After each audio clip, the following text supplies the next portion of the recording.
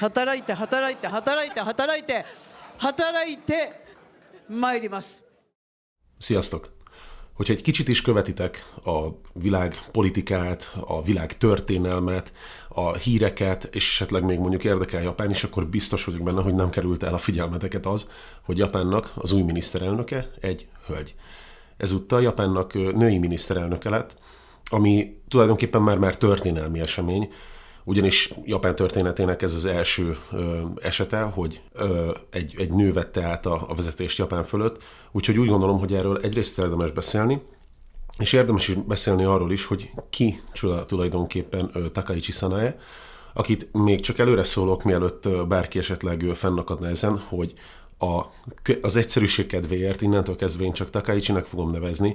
A Takaichi miniszterelnök asszony, egy rettenetesen hosszú kifejezés, Takaichi Sanae is igazából csak beleakad a nyelvem, úgyhogy mindenféle tiszteletlenség és egyéb háttér dolog nélkül tényleg csak az egyszerűség kedvéért Takaichinek fogom nevezni. Róla már egyébként nagyon-nagyon sok mindent lehetett látni az interneten, ilyen, hogyha valaki tényleg csak ilyen apró szösszenetekből, meg egy-egy képből próbál róla informálódni, akkor lehet, hogy nem kap egy teljes képet.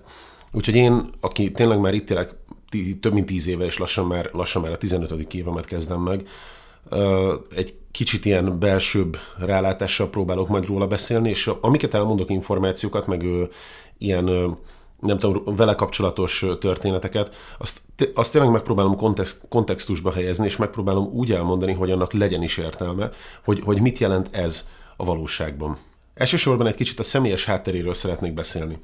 Most azt szerintem így teljesen mindegy vele kapcsolatban, hogy mikor született és hogy hány éves, inkább sokkal fontosabb az, hogy hol és milyen családi háttérbe született. Az elsődleges és nagyon-nagyon eltérő dolog a jól megszokott átlag japán politikussal szemben, az az, hogy ő úgymond vidéken született, Nara prefektúrában született, ami azt jelenti, hogy mit tudom én, Tokiótól eléggé távol, a fővárostól eléggé távol. Ez már önmagában egy kicsit más, mint a megszokott séma, valamint az, hogy egyáltalán nem politikus vagy politikai kapcsolatokkal rendelkező családba született, egy teljesen átlag hétköznapi családba született, és ez azért nagyon fontos, mert általában a politikusok Japánban, de szerintem egyébként külföldön sem ritkaság ez, ilyen politikai dinasztiába születnek, és akkor onnan kiképzik őket nagyobb egyetemeken, általában Tokióban, és utána, mit tudom én, külföldre elmennek egy kicsit még ott is ugye angolt, meg egyéb külföldi diplomáciát, politikát, gazdaságot tanulni, és utána, amikor visszatérnek Japánba, akkor végre fiatalon, mondjuk ilyen 25-30 év között be tudnak lépni a politikai életbe. Takaichi ezzel szemben teljesen máshogy indult igazából, még nem is akarták a szülei nagyon, hogy egyetemre menjen, mert úgy gondolták, hogy ez csak fölösleges pénzkidobás, hogyha mondjuk esetleg fizetős egyetemre kerülne, és ez egy nagyon-nagyon nagy különbség. És én úgy gondolom, hogy azért ezt érdemes elismerni tőle, hogy tényleg ő a nulláról kezdte, és a nulláról eljutott odáig, hogy miniszterelnök legyen Japánban, ahol egyébként nagyon-nagyon-nagyon fontosnak tartják a családi hátteret. Tényleg szinte, nem is tudom, így az orvosok is általában, mit tudom, a szülők orvosok, nem tudom milyen üzlet már a szülei elkezdték, ugye hallhatjuk, hogy ez már a hanyadik generáció az üzletben, nem tudom, már a nagypapája is ezt csinálta, 100 évvel ezelőtt is ezt csinálta. Hát Takaichi esetében ez nem így volt. Félre ne értsetek, nem azt mondom, hogy aki beleszületik egy politikai családba, és úgy lesz politikus, annak én nem ismerem el nem is tudom, eredményeit. Ez egyáltalán nem így van, nem ő tehet róla, hogy hova született, vagy milyen családba született, de azért azt hiszem, hogy azt el lehet ismerni, hogy sokkal könnyebb, mit tudom én, félútról indulni, mint teljesen a nulláról indulni. Nagyon sok ilyen mémet látni például, hogy Takaichi mekkora egy ilyen kemény arc, mert hogy nem tudom, motorozik, és dobol, meg heavy metal bandben dobolt, meg nem tudom micsoda. Megmondom őszintén, hogy ezek engem őszintén annyira nem hatnak meg. Japán fiatal volt, ki akart törni, és valamilyen szinten megvolt rá a lehetősége. Most az, hogy középiskolában belépett egy metal bandbe, megmondom őszintén, hogy nem annyira jött, valamilyen klubba be kell lépni, általában mindenki belép, nem tudom, fiúk baseball, vagy valamilyen sportklubba, lányok belépnek szintén, vagy valamilyen sportklubba, vagy valamilyen zene, vagy tánc, vagy akármilyen klubba. Most ő éppen ebbe lépett be. Én nem tartom ezt olyan fantasztikusan nagy motívumnak így az ő politikai pályafutásában, úgyhogy természetesen aki nem tud mondjuk így komolyabb részleteket róla, annak ez ilyen nagyon meglepő, és az nem is tudom, ez ilyen populárissá teszi tényleg azt, hogy wow, ő is dobol, és ő is azt a zenét szereti, mint én, és ő is ezt csinálja, meg azt csinálja, amiket én. Úgy gondolom, hogy ez egy kicsit közelebb tudja hozni őt az átlagemberhez, és azért ezek a mémek azért nem véletlen szerintem, hogy megjelennek, meg ezek a hírek róla, meg ezek a kis apró információk. Ennél én sokkal fontosabbnak tartom azt, hogy a közember életéből jött. Ez szerintem sokkal közelebb tudja hozni egy átlagemberhez az, hogy ő is onnan jött, mint mi. Nem pedig felülről egy politikai családból, egy politikusi dinasztiából, hanem ő is ugyanúgy kezdte, mint mi, és ő is megérti az átlagembernek nem tudom, az életét, megérti milyen az, hogy tényleg amikor hazamegy, és a szülők azon morfondíroznak, hogy most mi lesz a számlákkal, meg ilyesmi. Én úgy gondolom, hogy ez egy sokkal fontosabb momentum, mint az, hogy például dobolt egy, nem tudom, punk bandben, vagy akármilyen bandben. A politikai pályájáról is teljesen fölöslegesnek tartom most részletekbe belemenni, hogy hogyan került ide, ahova ide került, ami ennél én úgy gondolom megint csak, hogy sokkal relevánsabb információ az, hogy ő 93-ban kezdte a politikai pályáját. Tehát, hogyha ezt most így végig gondoljuk, az nem is tudom, az hány év? 32 évet töltött el a politikai pályán. Én azt gondolom, hogy ez egy elég hosszú idő, és ez egy bőségesen elég idő arra, hogy eszméletlen kapcsolatokat kialakítson, és nem is tudom, hogy a presztízsét megszerezze így a politikai életen belül. Nem beszélve arról, hogy ő a egykori Abe miniszterelnöknek volt a nem tudom, ilyen bal keze, vagy jobb keze, vagy nem tudom pontosan, hogy melyik keze, és az egy nagyon fontos dolog, hogy ő egy nagyon-nagyon elismert miniszterelnöke volt, és sokan nagyon szerették, sokan nem szerették egyébként, sokan nagyon szerették viszont, de azért azt minden esetre el lehet könyvelni, hogy ő egy ilyen nagyon fontos arc volt a japán politikában, és ő, Takaichi pedig pontosan alatta dolgozott, tehát eszméletlen kapcsolatokat ki tudott építeni. Ez az egyik fontos dolog szerintem a politikai életében, hogy régóta van ott, régóta csinálja, jó és fontos kapcsolatokat tudott kiépíteni, és amit én személy szerint fontosnak tartok még az, hogy ő 2 évig egy amerikai politikus hölgynek az irodájában dolgozott, ami szintén egy nagyon fontos dolog, 2 dolog miatt. Egyrészt azért, mert tud angolul valószínűleg elég jól. Másik pedig az, hogy nagyon fontosnak tartom azt, hogy belelátott egy picikét a nemzetközi vagy a külföldi, de legalábbis az amerikai politikába.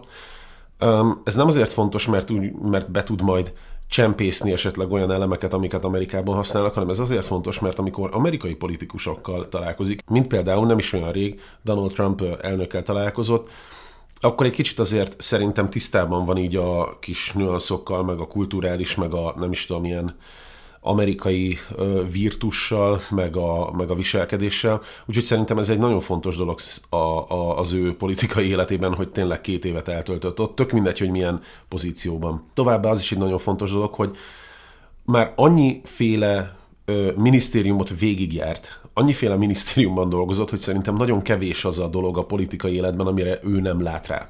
Tehát tényleg mondhatjuk, hogy egy tapasztalt vénróka, ezért lehet, hogy kapnék a fejemre, de mindegy. Tehát ő egy nagyon-nagyon tapasztalt politikus, és ez abszolút elvitathatatlan tőle. És hogy milyen nézeteket képvisel a politikában, ez is egy szintén meglepő dolog egyébként a részéről, ugyanis azt gondolnánk, hogy Japán első női politikusa valószínűleg egy nagyon liberális és nem tudom, ilyen előremutató, előre tekintő gondolkodású ember, egyébként természetesen nyilván előre tekintő gondolkodású, de nem ilyen értelemben értem. Ennek ellenére ő eléggé konzervatív. Ami azért meglepő, mert szóval tényleg azért, hogyha Japánban a konzervatív gondolkodást vesszük alapul, akkor elsősorban nem az a jellemző, hogy női irányítás van. Legalábbis így mondjuk a cégeknél, meg az államnál, meg ha mondjuk például a császárt vesszük, meg ilyesmi. Ennek ellenére ő tényleg sőt, egyébként nem kevesen ultrakonzervatívnak nevezik, ami egyébként elég meglepő, és ennek egyébként azért van oka is. A lényeg az, hogy például szociális kérdésekben nem feltétlenül úgy gondolkodik, mint ahogy én azt először gondoltam. Tehát például ő az azonos neműeknek a házasságát egyáltalán nem támogatja. Hozzá kell tenni egyébként, hogy az azonos neműek párkapcsolatát azt egyáltalán nem ítéli el. Tehát ő úgy van vele, hogy csinálja, amit akar. Tudom, hogy ez alapvetően mondjuk a társadalom vagy a népesség csökkenésének nem az egyik legjobb útja, módja, de hát arra viszont senkit nem lehet kényszeríteni, hogy gyereket csináljon. Úgyhogy szerintem egyébként ezt elég jól értelmezi, hogy ez mindenkinek a saját maga dolga, és mindenki tegyen úgy, ahogy akar, viszont Japánban házasságot nem köthetnek, legalábbis ő nem támogatja ezt. Valamint volt még egy dolog, ami ellen így kicsit így nem tudom, ami tényleg nagyon meglepett engem, az az, hogy a házastársaknak muszáj, hogy felvegyék a másiknak a nevét Japánban. Tehát nem nagyon támogatott az, hogy külön nevük van, és nem tudom, én nem tartom egy ilyen nagyon fontos kulcs politikai kérdésnek, de azért gondoltam, hogy megemlítem, mert csak azért is, mert ehhez kapcsolódik egy érdekes sztori, hogy Takaichi ugye megházasodott a férjével annó, és egyébként a Sanao Takaichi neki az a lánykori neve. És akkor felmerült bennem, hogy de hát hogyha ő nem támogatja ezt, akkor neki miért ez a lánykori neve? És azért, mert a férje vette fel végül az ő nevét. A férje is egyébként politikus, ez nem meglepő, egyszer el is váltak, aztán újra házasodtak, és igazából a férje megpróbált inkább ilyen támogató háttér segítő lenni az utóbbi időben, úgyhogy ez szerintem megint egy nagyon-nagyon érdekes pont így az ő részéről. Abe miniszterelnök alatt volt egy ilyen gazdasági, nem tudom, gazdaság fellendítő tervezet, amit Abenomicsnak hívtak, és természetesen mivel, hogy Takaichi az ő úgymond, hát szokták úgy mondani, hogy az ő tanítványa volt, de hát ezért ez elég erős túlzás, tehát ő alatta dolgozott, ezért próbálja ezt az irányvonalat valamelyest követni. Nevezik úgy, hogy Sanaenomics, de engem eléggé, nem tudom, így kicsit így zavar ez a kifejezés, mert nagyon szörnyen hangzik szerintem, de a lényeg az, hogy megpróbálja ő is azt az irányvonalat követni, hogy az állam próbáljon meg úgy ráhatni a gazdasági folyamatokra, hogy ez kicsit fellendítse és kicsit megpörgesse a gazdaságot. Például ennek az egyik ilyen nagy Abe mozdulata volt, ami volt, az az, hogy kiosztott mindenkinek a koronavírus alatt 100 000 jent. A mindenkit ezt úgy kell érteni, hogy mindenki, akinek volt, aki be volt regisztrálva japán lakcímre. Tehát ez azt jelenti, hogy én is, Bogi is, és Misi is, akkor még benne nem volt, a második fiam, mind a hárman kaptunk fejenként 100 000 jent. Ezt el sem kell mondanom egyébként, hogy a koronavírus alatt ez mekkora dolog volt, tehát kaptunk tulajdonképpen plusz egy havi fizetést, ami egy eszméletlen nagy segítség volt akkor, és most Takaichi ugyanezt tervezi, sajnos csak 20 000 jennel, de egyébként nem is bánom őszintén szólva, mert szerintem mindenkinek 100 000 jent kiosztani az egy eléggé vad költekezés. Azt viszont meg kell jegyezni, hogy valószínűleg tényleg azért lendített valamennyit a gazdaságon, de szerintem inkább sokan félre rakták. Jelenleg nem fog mindenki egyébként 20 000 jent kapni, nem minden japán lakcímmel bejelentett lakos, hanem azok az emberek, akiknek a családjukban van olyan dolgozó, aki annyira keveset keres, hogy adómentességet élvez, tehát például nálunk, mivel Bogi úgy van, olyan vízummal rendelkezik, hogy nem dolgozhat többet X órán, ezért ő pont beleesik ebbe a kategóriába, tehát remélhetőleg mi majd fogunk ilyet kapni, de megmondom őszintén, hogy nem tudom, hogy mikor, erről csak ilyen kósza hírek voltak, de minden esetre, tehát ő is azért próbálja ezt az utat követni, hogy a gazdaságot kicsit úgy, nem tudom, bizseregtetni, hogy újra fellendüljön a japán gazdaság, ami egyébként nem egy rossz ötlet, mert a japán gazdaság azért nem, még, ha csak stagnálna, az még oké lenne, de sajnos már az sem elmondható. Még egy dolog, amit fontosnak tartok elmondani, és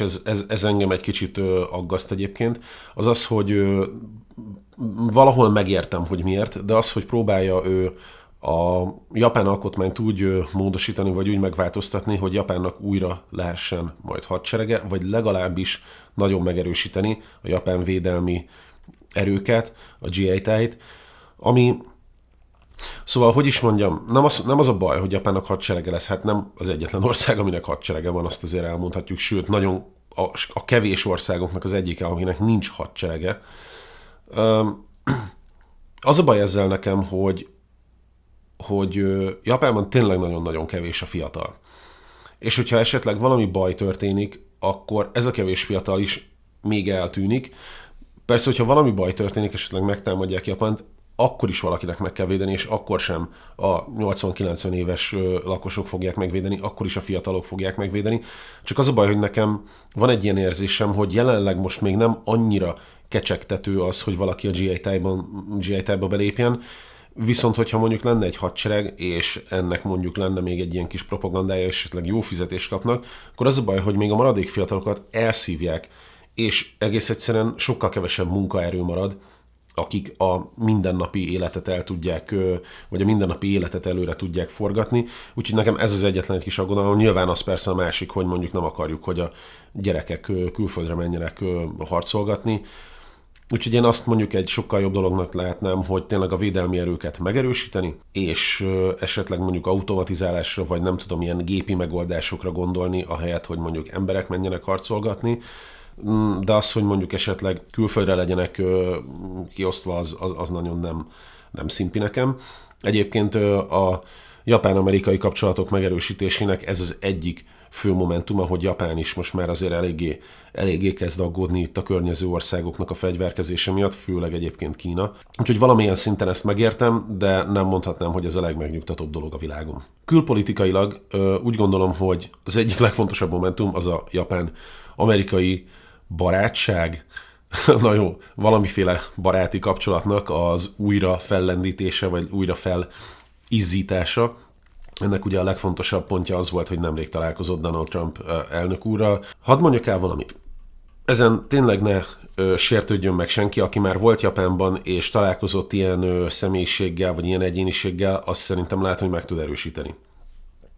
Takaichi egy nagyon-nagyon rettenetesen erőskezű női vezető, ami szerintem egy nagyon ritka és egy nagyon-nagyon jó dolog. Viszont van egy ilyen tulajdonságuk, én találkoztam nem egy ilyen nővel, aki ugyanilyen nagyon erős beosztású, magas pozícióban volt, és nagyon-nagyon erős anyagi, vagy bármiféle háttérrel rendelkezett.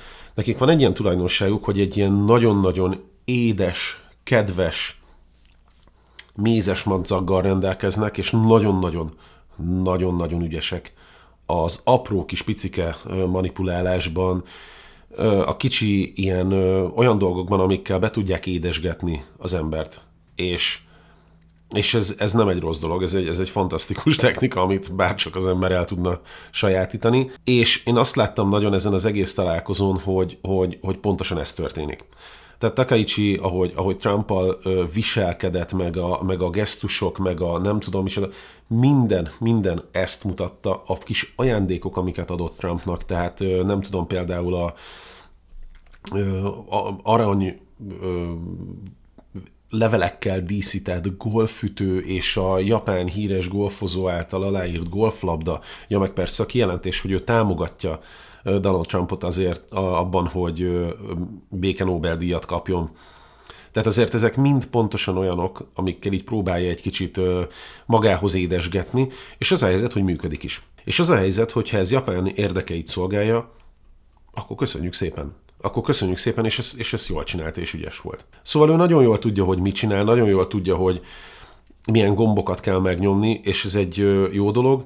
Aztán néha visszafelesül el, néha mármint a másik félnek, néha nem feltétlenül azt kapja, amivel be lett édesgetve.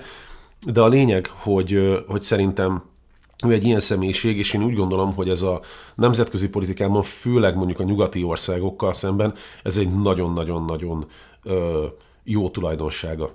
Az a helyzet viszont, hogy a japán-amerikai barátság sajnos mondjuk Kínának nem feltétlenül a legszimpatikusabb. Úgyhogy ez egy kicsit növelheti itt mondjuk a feszültséget ebben a nem tudom, távol-keleti régióban, úgyhogy hát majd meglátjuk, hogy hogyan állnak egymáshoz így a felek. És hogy mit jelent Takaichi miniszterelnöksége a japán társadalomnak? Az a helyzet, hogy nagyon sok ilyen hír megjelent, amiről még az előző videóban is beszéltem, hogy Takaichi ellenzi a külföldi munkaerőnek a behozatalát. Ez nem igaz. Nem ellenzi a külföldi munkaerő behozatalát, mivel hogy tisztában van azzal, hogy a japán fiatal munkaerő nem elég.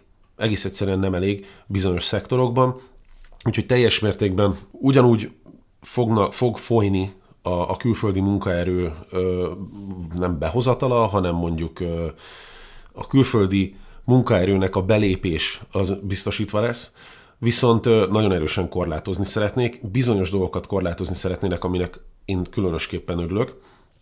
Például az illegális bevándorlás, amiről múltkor beszéltem, azt megpróbálják nagyon-nagyon erősen visszaszorítani. Ez szerintem egy nagyon jó dolog, és az illegálisan itt élő külföldieket pedig megpróbálják majd, nem tudom, meginvitálni egy hazaútra, és én azt gondolom, hogy ez egy szuper dolog. Az a helyzet, hogy mire ez a videó kijön, addigra valószínűleg már nem tudom, 2 vagy 3 vagy 4 újabb lépéssel lesz előrébb a kormány, mert eszméletlenül dolgoznak, tehát valami fantasztikus, hogy folyamatosan minden nap jön ki valami. De amit legutoljára láttam, az az, hogy például nagyon-nagyon erősen megpróbálják a kínai üzletembereknek a Japánban való üzletelést, vagy tehát a Japánba való belépést és a Japánban való aktivitást. Továbbá a japán ingatlanvásárlást megpróbálják nagyon-nagyon erősen visszaszorítani, amivel szintén egyetértek. Én nem tartom jó ötletnek azt, hogy külföldi gazdag befektető Japánban csak úgy fogja, és sorban vásárolják fel az ilyen sorházakat, mint amiben például mi is lakunk, ilyen 30-40-50 lakásos házakat. Ez nem oké. Főleg azért, mert utána tudják manipulálni az ingatlanpiaci árakat, tudják manipulálni az albérleteket, szóval ezzel én egyáltalán nem értek egyet, hogy ez így eddig volt hagyva. Most ez ellen fognak lépéseket tenni, és ezzel egyetértek. Egyébként nyilván azt mondják mindenhol, hogy külföldi, nem mondhatják ki nyíltan, hogy kínaiak. Alapvetően Japánnak tényleg Kínával ez a gondja. Most az, hogy a közembernek az, hogy a kínaiak, mit tudom én, nem olyan, nem tisztelettel bánnak, meg hangosak, meg ezt túl lehet élni. Azt viszont, hogy mondjuk felvásárolják fél Japánt, az már egy nagyobb probléma, és a japán kormány ezzel ellen próbál meg fellépni. Továbbá hallottam olyat is, hogy megpróbálják majd a turistáknak a számát korlátozni bizonyos területeken, amivel egyébként valamilyen szinten tényleg egyet lehet érteni. Az a baj, hogy most hogy lehet kontrollálni azt, hogy Kyotóba például hány külföldi turista megy. És mi van akkor, hogyha valaki vett egy repülőjegyet, és oda akar menni, de azt mondják, hogy most te nem jöhetsz sajnos, szóval ezt én nagyon nehezen megvalósíthatónak tartom. Ellenben egyébként én egy sokkal jobb ötletnek tartanám azt, ez egy ilyen soft megoldás lenne, hogy Japán például elkezdené hirdetni az egyéb látnivalókat, amik vannak Japánban, mert Japánban tényleg nagyon sok minden érdekes látnivaló lenne, csak az emberek nem tudnak róla. Nem néznek utána, nem is tudják, hogy egyáltalán léteznek ezek a dolgok. Azt mondják, hogy ott van Tokió, Kyoto, talán Osaka, és akkor ennyi, ezeket meg kell nézni, mert csak ez van, és ez a jó. Hogyha be lenne mondjuk esetleg így tényleg egy ilyen nagyobb projekt keretében hirdetve, hogy Japánban ott van Kyushu, Japánban ott van Shikoku, Japánban ott van 1000 minden más csomó érdekes dolog, nézzétek meg, és Honsún is egyébként még 6000 milliárd más látnivaló van, akkor ezzel szerintem sokkal jobban lehet, hogy szét lehetne osztani mondjuk a turistákat, és lehet, hogy ez egy kicsit kellemesebb megoldás lenne, mint az, hogy azt mondjuk, hogy hopp, bejöttek 15 000-en, most már többen nem jönnek ide ma. Mielőtt Takaicsit megválasztották, azt mondta, hogy sokkal több nőt fog alkalmazni majd a minisztériumokban, sokkal több nő lesz a politikában. Ennek ellenére miniszternek 2 nőt választott csak ki, amiért egyébként többen így kritizálták. Erre az volt a válasza, egyébként ez nekem is egy kicsit meglepő volt, erre az volt az ő válasza, hogy ő nem a nem alapján választ, hanem ő mindenkinek a képességei alapján választ. Tehát csak azért, hogy több nő legyen a politikában, nem fog olyan embereket a minisztériumok élére tenni, akinél esetleg sokkal, nem tudom, hogy mondják ezt, sokkal jobb képességekkel, vagy jobb tulajdonságokkal, vagy esetleg jobb vezetési képességekkel bíró férfiak mondjuk lennének. És én ezt teljes mértékben egy szuper pozitívumnak gondolom.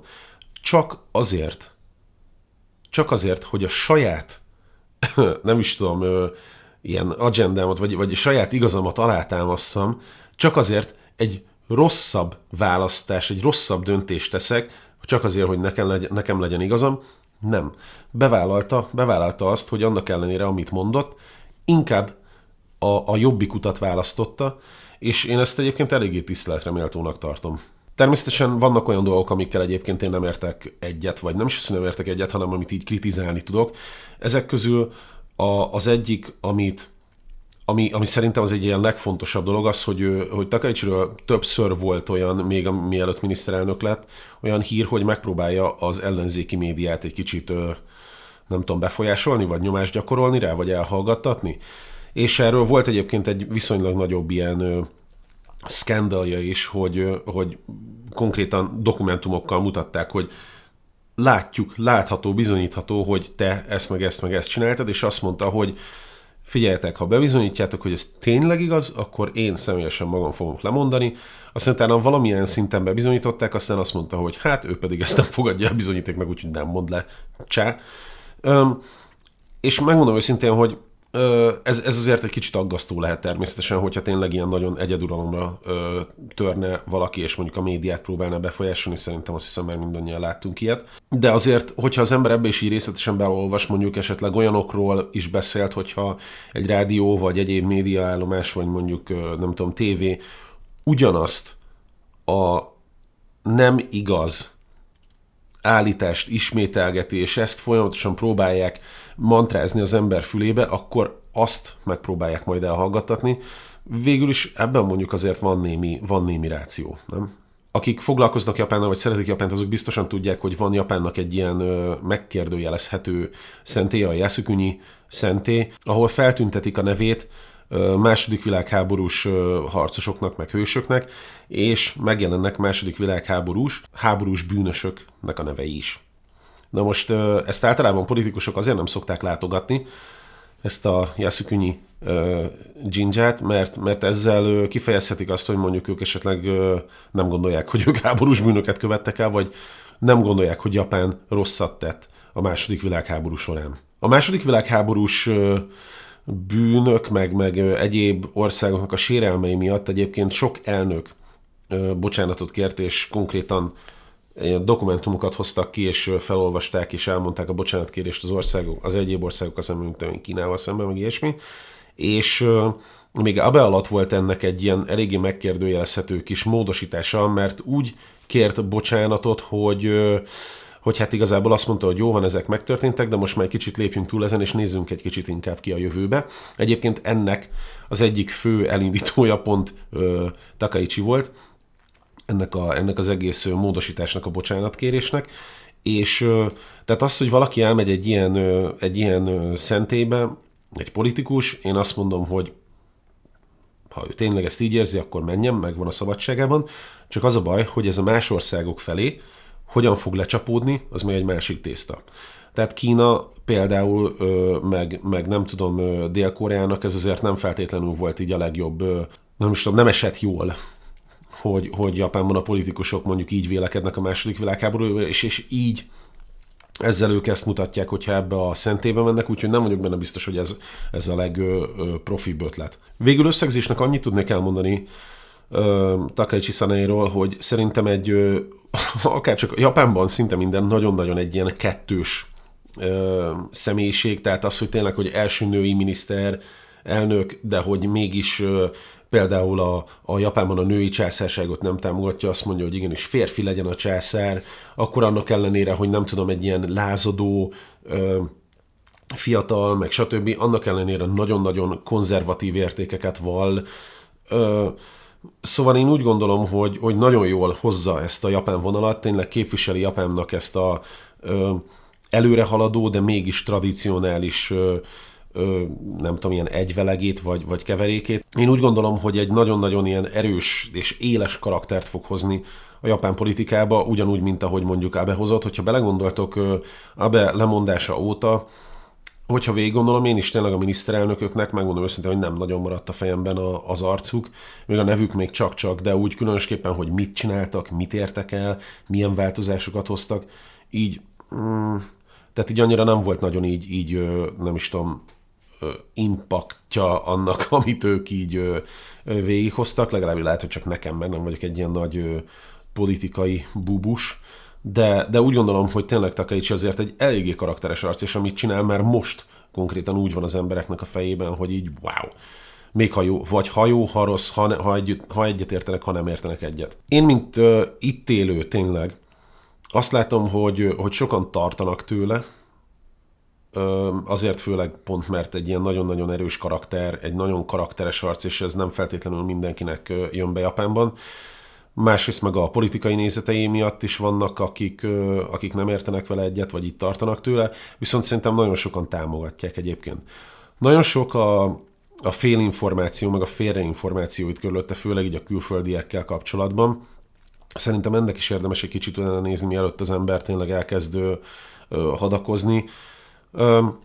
Amit el tudok mondani, és sajnálom, hogy ezt a videónak a végére hagytam, remélem, hogy aki még itt van és megnézte velem, vagy megnézte, amit én mondtam, az fogja még ezt hallani, hogy végre én úgy érzem, hogy egy olyan politikus látok, aki tényleg az országának a javát akarja, és nem a saját javát akarja. Nem a saját zsebét próbálja megtömni, nem a saját mellét próbálja verni, hogy ő mekkora király, nem azt próbálja megmutatni mindenkinek, hogy ő, hanem tényleg az országáért próbál dolgozni, és én tényleg azt érzem Takaicsin, hogy ő tényleg nagyon szereti Japánt, és tényleg egy hazafi, és mindent megpróbál érte megtenni, és nem biztos, hogy minden úgy a legjobb, ahogy ő gondolja, de amit ő gondol, amellett viszont maximálisan kiáll, tehát egy rettenetesen erős karakter, és én ezt is nagyon-nagyon elismerem. Úgyhogy mindazok ellenére, hogy vannak olyan pontok, amikkel én nem értek egyet, vagy amit így kritikának gondolok, mindannak ellenére én úgy gondolom, hogy szerintem ez egy jó választás volt, egy jó történés volt, hogy ő lett Japánban a miniszterelnök, és nagyon-nagyon várom, hogy milyen változásokat fog hozni. Remélem, hogy nekünk, mint itt élő külföldinek nem lesz majd ez a kárára, vagy esetleg nem fog egy olyan hullámot hozni, amiben esetleg a külföldi gyűlölet még jobban felerősödik a japánokban. Szerintem a békés együttélésről is egyébként eléggé sokat beszél, hogy a külföldiek igenis próbáljanak meg együtt élni a japánokkal békében. A külföldiek is, hogyha hülyeséget csinálnak, akkor ugyanolyan büntetést kapjanak, mint a japánok, ne legyen csak az, hogy jó van, külföldi. Szóval én úgy gondolom, hogy ő végre egy újabb karakteres és jó miniszterelnök, és remélem, hogy tényleg be fogja váltani a hozzáfűzött reményeket. És mindenkinek nagyon köszönöm, hogy itt voltatok velem, és köszönöm, hogy ezt a rettenetesen hosszú videót végignéztétek. Remélem, hogy találtatok olyat, ami érdekes és új volt számotokra. Egészítsetek ki kommentekben, vagy cáfoljatok meg, vagy nem tudom, hogyha hibát mondtam, vagy butaságot mondtam, akkor próbáljatok meg kijavítani, és próbáljuk meg összerakni az igazságot.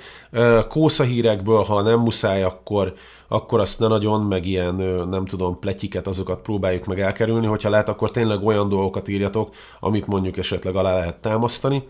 És nagyon köszönöm szépen a megtekintést, köszönöm, hogy itt voltatok, és mindenkinek nagyon szép napot kívánok, és nem tudom, találkozunk a legközelebbi videóban. Pá!